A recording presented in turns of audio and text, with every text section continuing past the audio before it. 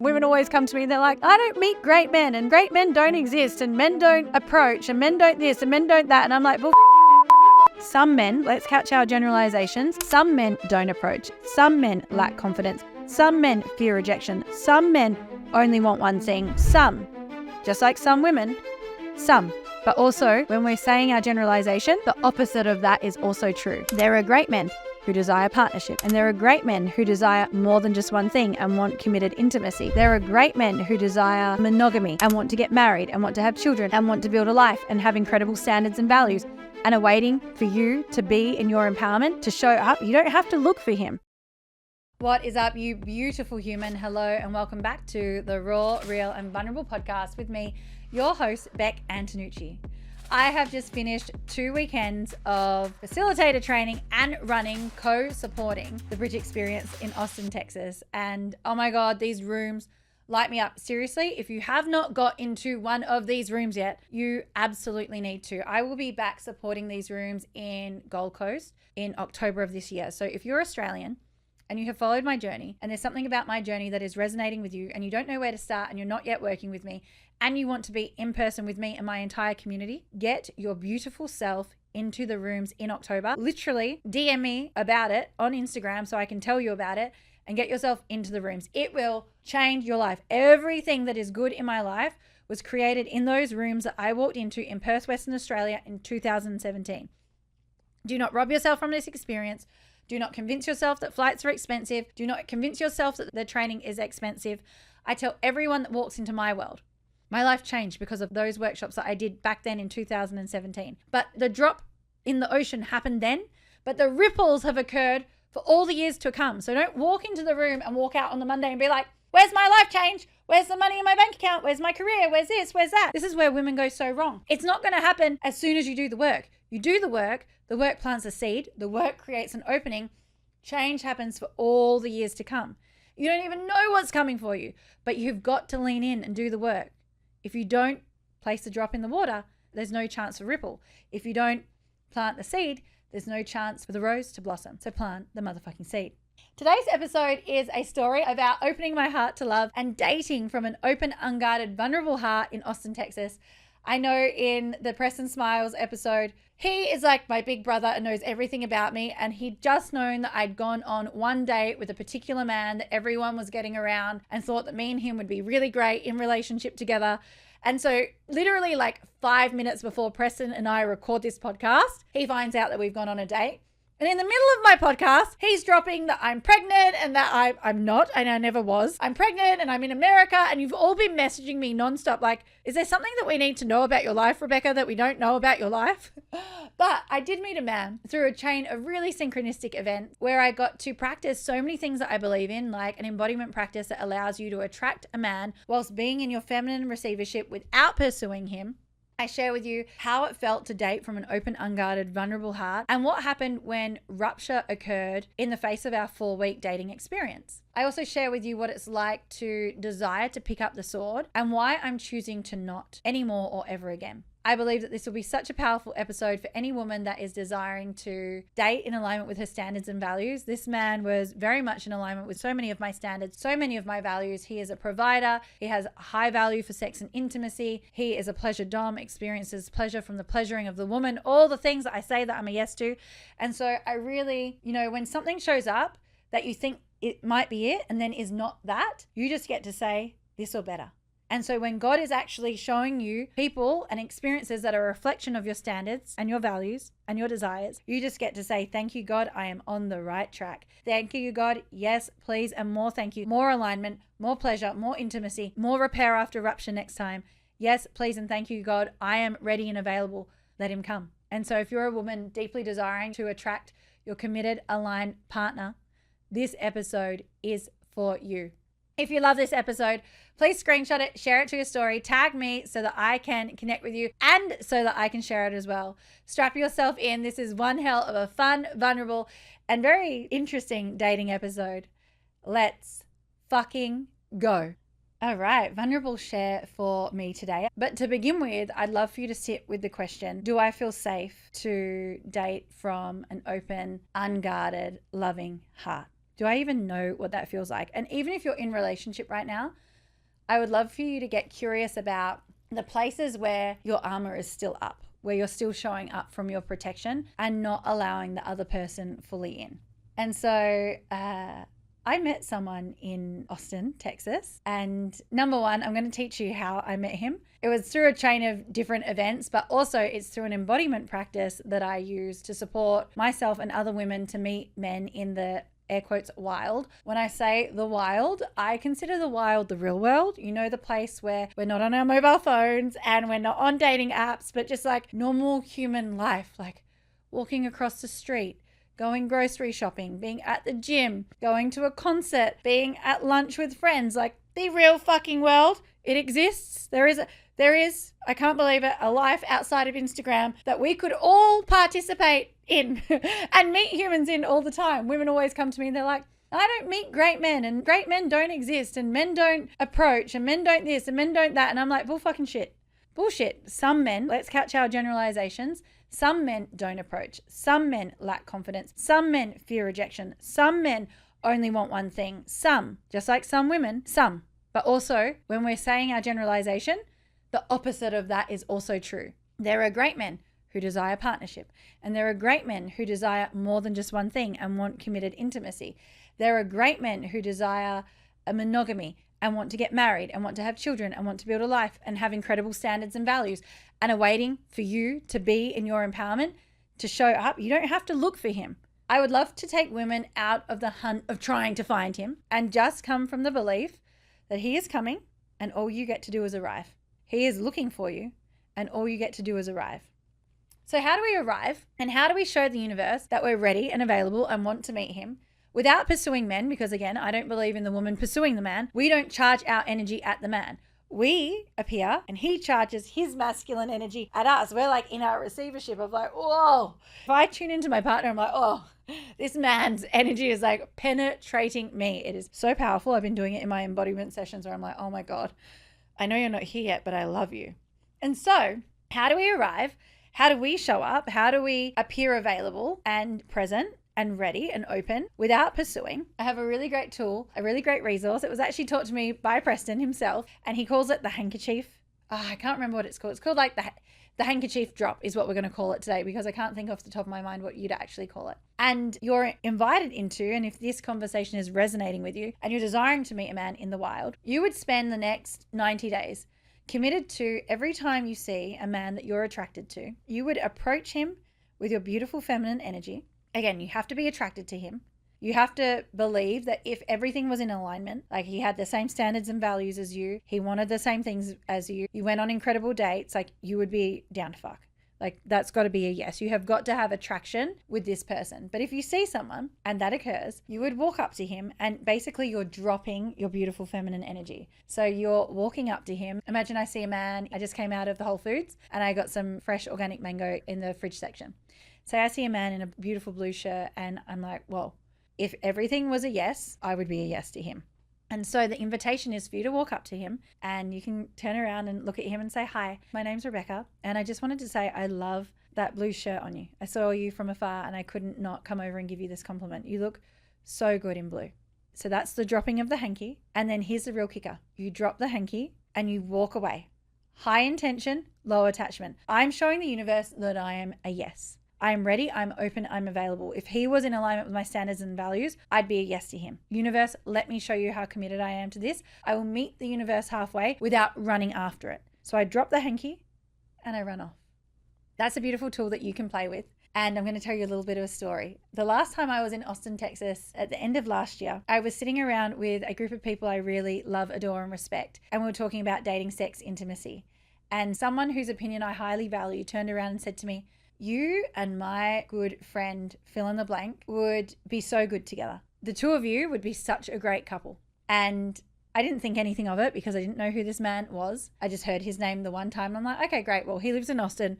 I live in Bali. That doesn't mean anything to me. The next day, I am with one of my mentors in her car and we were talking about my desire for partnership.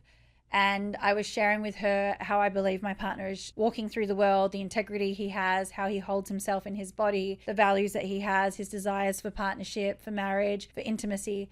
And I was telling her about him. And she goes, I would just love for you to meet. And she says this person's name, fill in the blank, the two of you would just be so great together. It would be so great for the two of you to connect.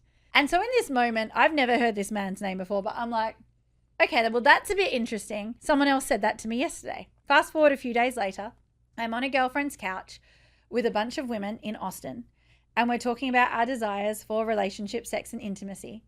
And one of the women turns to me and she goes, I would just love for you to meet fill in the blank. And she says this man's name. Now, these are three people who are important to me, who I value their opinion, who I trust, who know me well.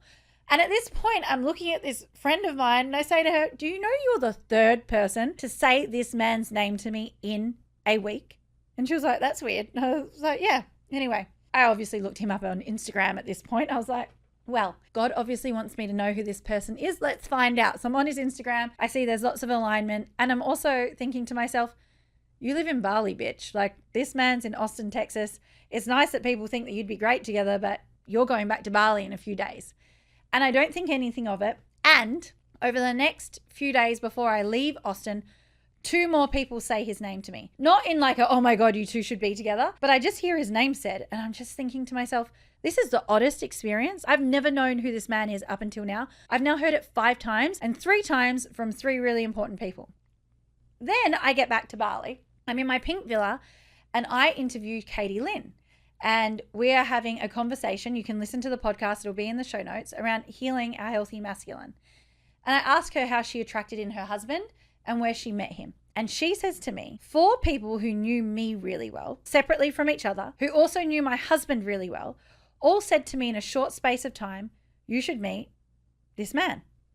And she goes, it happened so frequently that I couldn't ignore it. Well, this was bang, the final penny drop for me of, this is weird. And I say to Katie, this is so strange that you're saying this to me. I was just in Austin, Texas, and 5 separate people said a particular man's name to me. And she asked me if I was going to do anything about it. And I said to her, well, no, I live in Bali. And so I put it down and I didn't really think anything of it until I knew I was coming back to America. And the thought of Katie's story would kind of float in and out of my mind. And God told me something was coming for me. God was like, something is coming for you, Rebecca Antonucci. Be open, be ready, be available, because something is coming. And so I was thinking about my handkerchief analogy because I thought about, will I send him a message on Instagram and be like, hey, my name's Beck. Lots of people I know think you and I would be great together. What do you think about that? That just felt like such a no in my body. I was like, no, Rebecca, this is the opposite of your beliefs. You don't pursue a man. And I looked on social media. I saw all the things that he talks about and I thought, there's so much alignment here. I'm interested in what he speaks about. At the very least, I could invite him on the podcast, have an incredible conversation. And if any energy exists between me and him, it's going to take its own life force and I'll have no control over that. I will drop the hanky. I add him on Instagram. I send him a voice memo. I invite him on the podcast. He has no idea that anyone has said any of these things to me. We have the podcast. We have a beautiful session. We created an incredible episode. And at the end, he stays sitting in the chair opposite me and we keep talking. And then he leaves. And I go to the people in the office. So I'm in the podcast studio right now and there's a group of humans in the office making sure that all of this is running smoothly. So I go to thank them because it's my first day of recording. And I turn to the door and I see he's still there waiting for me. So then I walk out with him. And then we get to the front of the podcast studio and we're still talking. And at the end of our chat, he says, well, if you're going to stay in Austin for longer, I'd love to connect. And so I said, yes. And so I was like, that is it every single time. Because I have had plenty of men on this podcast and none of them have asked me out. But this one, I showed up with high intention, low attachment. I'm going to drop the hanky. I'm going to be in my feminine radiance. If there's any energy there, he will pick up on it and his masculine energy will come for me. And so his masculine energy definitely 100% came for me. And we started dating. We dated hard and fast, much harder and much faster than what I would normally allow for 4.5 weeks. And I'm going to share a few things with you around what I learned in this experience. To begin with, I just want to let you know that I was committed to following God's breadcrumbs. Like, I had heard his name said to me by so many people I love, trust, and respect, that I was a yes to this experience of, okay, I'll drop the hanky. He's asked me for dinner. The dinner has moved on to a dancing event. The dancing event has moved on to a day at Barton Springs. This is moving in a certain direction. I allowed myself to go with it faster than what I would normally allow myself to go, because there was just so much synchronicity that I felt like I couldn't deny the experience that was occurring. I was like, this is kind of really, really weird. And I'm going to let you know where I dropped the ball on myself. So like I said, we dated hard and fast for 4.5 weeks. And at the 4.5 week mark, something happened where the experience took a turn in a completely different direction. And now something that I am actually a master at, that women come to me for all the time, is to learn how to embody stronger standards and better boundaries. Now, when I reflect on this experience with this particular man, I think about where I dropped the ball on my standards and where I dropped the ball on my boundaries and where I dropped the ball on my truth. Because at the 4.5 week mark where this situation happened and things took a turn in the opposite direction, what I noticed is I disconnected in that dating experience from my own truth. So a part of my values when it comes to dating is I believe slow and steady wins the race. I have an naturally anxious, avoidant attachment style. Remember, our attachment styles are created when we're in our mother's womb and developed in the first 18 months post childbirth. So your attachment style, it's not your fault, whatever it is, but it is your responsibility to find your own security in the face of whatever it is your attachment style is for you. And so for me, when my heart is invested, I can move into that experience of feeling more anxious. So I also know, because of that, what I require to feel secure in the face of dating and partnership. I require consistency, I require communication, and I require consistent communication. Those 3 things create the feeling of security within me when I date and when I'm in partnership. Now, for that to occur and for me to believe that consistency is there requires time. And once I receive consistent communication over a long period of time, I then form trust with that other person. Now, this is where I dropped the ball. I dated hard and fast for 4.5 weeks. And a part of the reason that I dated hard and fast for 4.5 weeks was because so many people in my community love this person. And he's great. He's a very lovable person. He's an incredible man. So many people in my community trust this person and he's great. But my lesson is, just because someone that I love and respect loves and respects someone else doesn't mean that I bypass all of my standards and values and boundaries to just hand that person trust and respect. Trust and respect gets to be formed. So truthfully, this man that I had on my podcast was a stranger to me. I didn't know him. Any other man on the planet, I would not just be like, here you go, trust and respect, because everyone else in my life trusts and respects you. That would be a no to me, because I value submitting to a man's leadership and he values leading. So for a woman, for the submissive, to truly submit requires deep trust. But the truth is, I gave him trust because other people trust him without trust being formed. These are all the places where I self-abandoned. This was like, as it was all happening and as it all came to this ending moment, these fireworks of epiphany were flying all the way around my face of, whoa, look at you self-abandoning. Whoa, look at you totally betraying what your truth is. Whoa, look at you handing someone trust before he proved to you. And I'm not saying that men have to come from proving energy. The same as any woman being in the face of any man. Men have been hurt by women as well. We get to show them that we are trustworthy, integral women. But that can only be shown over time. It's not just, well, here you go. My podcast community of women say Becca Antonucci is awesome. You should think I'm awesome. You get to experience me and develop your own truth around my awesomeness. You get to experience me and develop your own truth around my trustworthiness. You get to experience me and develop your own truth around my integrity and my beliefs and my values and how I show up to life. It's very easy to say that I am someone. Anyone can say anything. I think we see on the internet all the time, lots of fakes, lots of people saying that they are something, and you're like looking at them like, I don't think you're saying it, but like feels off, doesn't feel true. And so that is why I hold a value and I hold a standard for dating slowly, dating intentionally. Anyone can be consistent for a week. Anyone can be consistent in their communication for 2 weeks, even a month.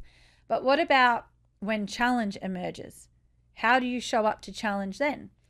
And when this experience happened, and I'm not going to share what occurred because I feel like it's unnecessary, but when this experience happened, how I deal with rupture and how he deals with rupture are very different. And how he deals with rupture breaks trust with me. And then because trust has been broken, now the part of me that desires to submit to someone's leadership doesn't feel safe. And so now there's a part of me that's starting to feel like I need to armor up and protect myself because there's something about the dynamic that doesn't feel safe for me to be my fully expressed self anymore. Now, if I dated slowly for 4.5 weeks, as the rupture was starting to show, I wouldn't be so invested, and it wouldn't feel like as it occurred, it felt like a 360 backflip that for a moment I was like, hold on, I feel a bit blindsided here. I feel a bit misled here. This was going really fast in one direction, and now it's come to a really abrupt halt and dove into an entirely different direction. There was a part of me that was like, whoa, what just happened? What just happened? It was a very interesting experience to go through. And I'm glad that I went through it because I coach so many women who are desiring to date powerfully and who do go through anxious attachment and who do dive headfirst into relationship really fast. And this experience with this person showed me why I love slow and steady. It actually gave me a lot of appreciation around the dynamic that I experienced with Jake. Jake and I dated. We were exclusive from day one. Like, a part of my values is to channel energy in the one direction at the one person. So when Jake and I met, we weren't seeing anyone else, and we didn't really even need to have the conversation around it. And we weren't saying, oh, we're exclusive, we're a thing, but it was just known that we're not channeling our energy at anyone else other than each other while we're exploring what this is. And that felt really good for me. And we still didn't choose full commitment and saying this is partnership. We both had walls and we both had fears around being hurt. And so at the 6-month mark, it probably went a little bit longer than what we needed it to, even though we were air quotes exclusive the entire time. But at the 6-month mark, that's when we were like, okay, let's dive into this. However, in the journey up to 6 months, something that I love about Jake's character, that is something that I know that I value when I see a man. Jake, when he hits hardship, when he hits challenge, he's got that warrior energy that says, baby, this is hard. Let's lean the fuck in. And I love that about a man. That to me is a full fuck yes to the anxious part of me that's like, this is scary. This is hard. Do we run? Do we avoid? Am I safe? When the man shows up with so much certainty to say, whoa, this is hard and this is challenging, but I've got us and let's lean in and figure our way out and through this. That is such a high value for me when it comes to dating and relating. Because I allowed this dating experience to go so hard and fast, when we hit our first rupture, that was not the experience that I got to have with this person, which broke trust within me. And I felt really misled because it went so hard and fast in one direction, which for him was just a normal experience of dating. I believe that American men date really differently to Australians. American men are like very invested from the get-go, where I'm like, I don't like labels like narcissist and love bomber and all of those things because I feel women can easily just start throwing out these labels. But I did share with him as we were repairing, we're still friends. I shared with him, I've never been love bomb before and I don't like using that label, but this is the closest that I've ever come to that, and it didn't feel good for me.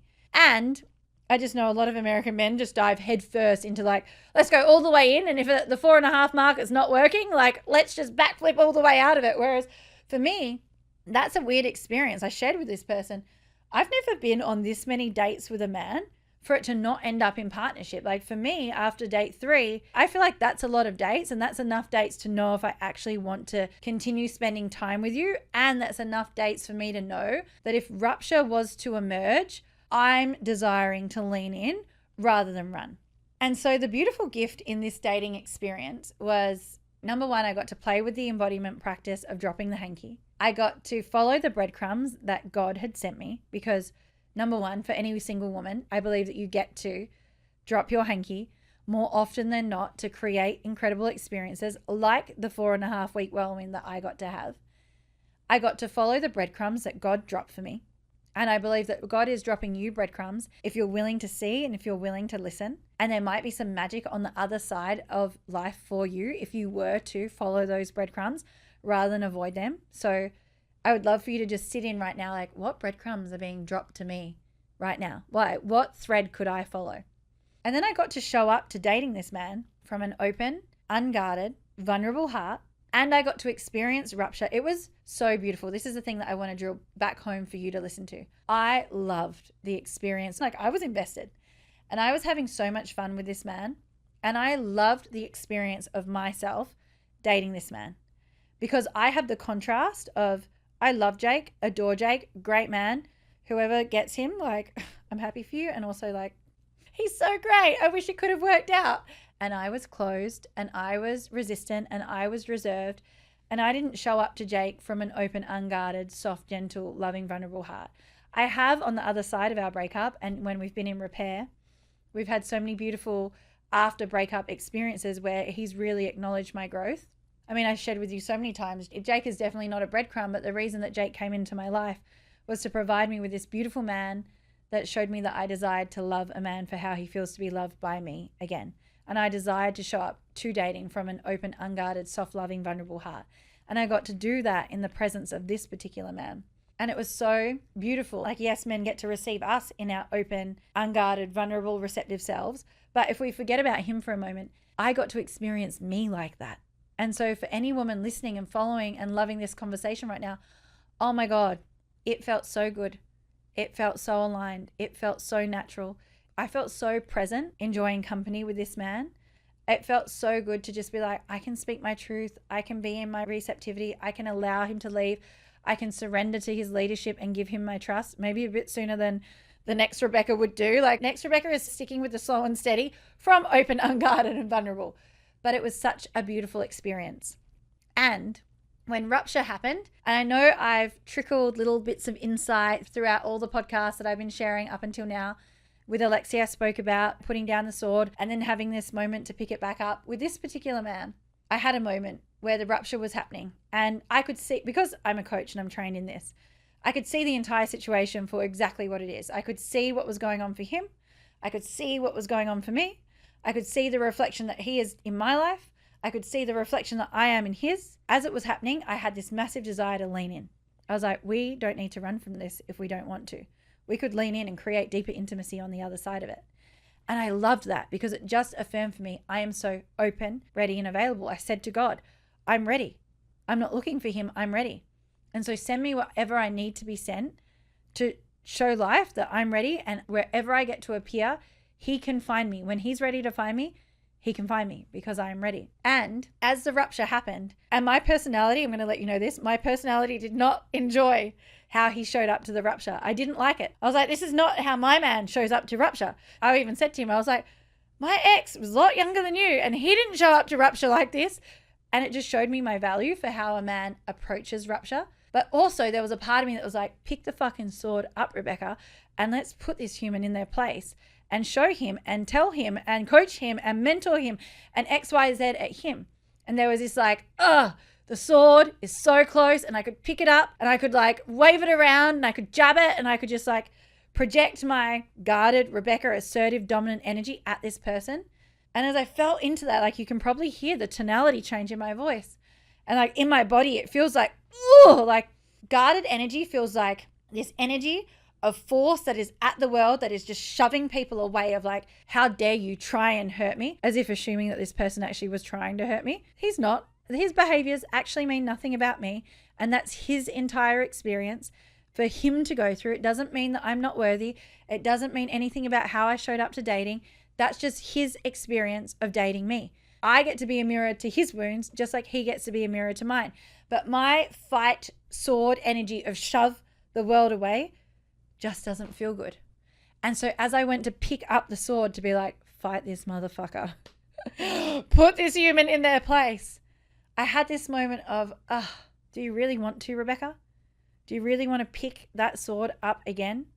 Like, we have worked so hard, 11 years now, 11 years to soften fight energy, 11 years to open your heart to love, 11 years to heal the breakup from 11 years ago, 3 years of moving through the Jake experience, 1 year of healing from the Jake breakup, to be open, ready, available to show up vulnerably to this man who God is obviously saying, great men are coming. You had a beautiful experience. It felt incredible. Do you want to pick that sword back up?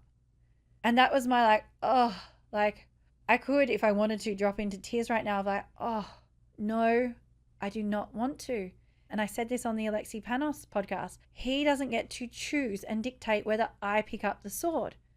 He doesn't get to choose and dictate whether I am open and vulnerable or whether I am guarded and armored. His presence doesn't get to be the reason why I'm dropped into my presence. He doesn't get to be the access to my intimacy. He isn't the reason why I feel safe. And this was just that aha epiphany, like I'm doing little like fireworks around my brain right now. If you can't see the video, this was my aha epiphany moment of, oh, I did the work to feel safe in myself, to live and lead from an open, unguarded, vulnerable heart. And ruptures are going to continue to happen. And every time those ruptures happen, that default, assertive, fucking let's fight the world, motherfucker, let's go energy is going to come out.